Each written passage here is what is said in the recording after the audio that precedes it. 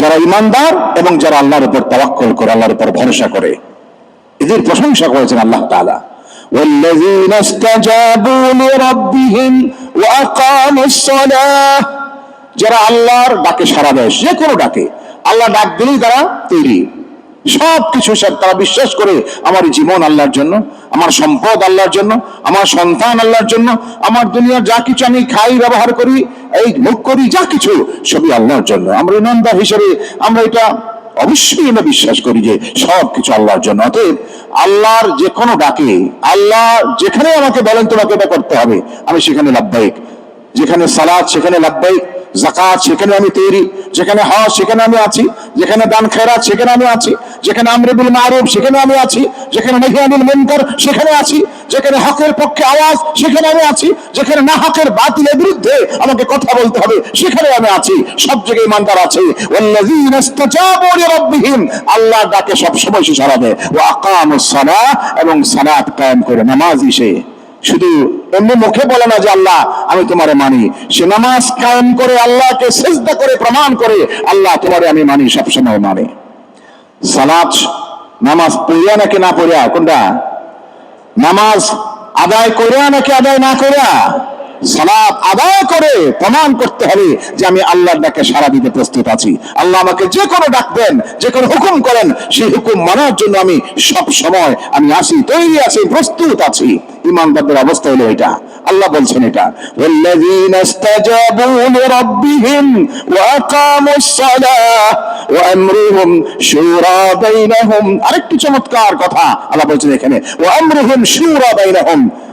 মুমিনদের জীবন যাপনের একটা গুরুত্বপূর্ণ নীতি হলো তারা পরামর্শের ভিত্তিতে কাজ করে। সুবহানাল্লাহ।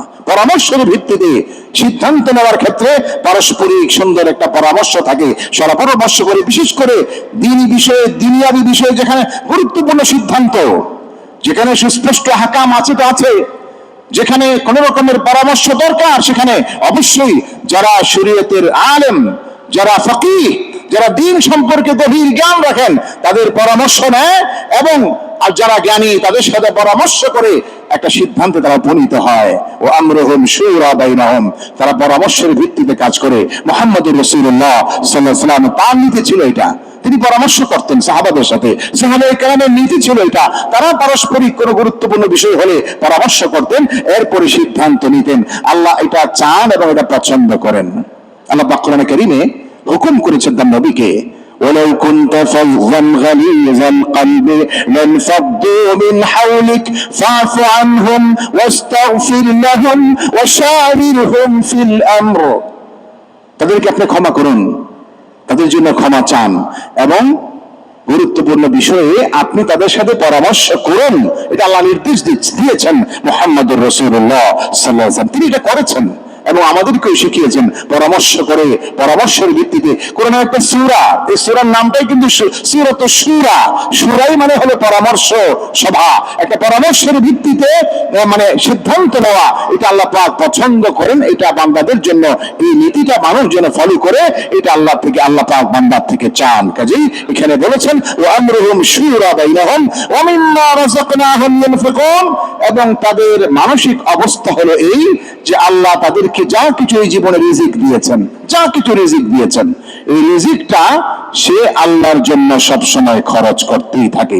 সম্পদ আল্লাহ দিয়েছেন, সম্পদ আল্লাহর পথে, সে মনে করে এই সম্পদ শুধু আমার খাওয়ার ভোগ করার জন্য নয়, এই সম্পদ আল্লাহর জন্য খরচ করা, এটা আমার প্রতি নির্দেশ, আমার মালিক আমার থেকে চান। অতএব তার সাধ্যের সবটুকু সে ব্যয় করে, তার সাধ্যের সবটুকু দিয়ে সে চেষ্টা করে আল্লাহর পথে খরচ করতে। এবং শুধু সম্পদই নয়, আল্লাহ যাকে যতটুকু মেধা দিয়েছেন, বুদ্ধি দিয়েছেন, বিবেক দিয়েছেন, যোগ্যতা দিয়েছেন, ক্ষমতা দিয়েছেন, পাওয়ার দিয়েছেন, যাকে যা দিয়েছেন, যাকে আল্লাহ যোগ্যতা, ক্ষমতা, পাওয়ার দিয়েছেন, এটাও আল্লাহর নিয়ামত, এটাও রিজিক। এই রিজিকটাও সে আল্লাহর পথে খরচ করে। যিনি ক্ষমতা পেয়েছেন, ক্ষমতা আল্লাহর জন্য খরচ করেন। যিনি সম্পদ পেয়েছেন, আল্লাহর জন্য ব্যয় করেন। যিনি অনেক মেধা, বুদ্ধি, জ্ঞান, গরিমার অধিকারী, তিনি তার সমস্ত মেধা, যোগ্যতাকে আল্লাহর জন্য খরচ করেন। এটা আল্লাহ বান্দার থেকে চান। যারা এটা পুরা করতে পারেন, তারাই আল্লাহর প্রিয় মানুষ। আমার ভাইরা বলছিলাম,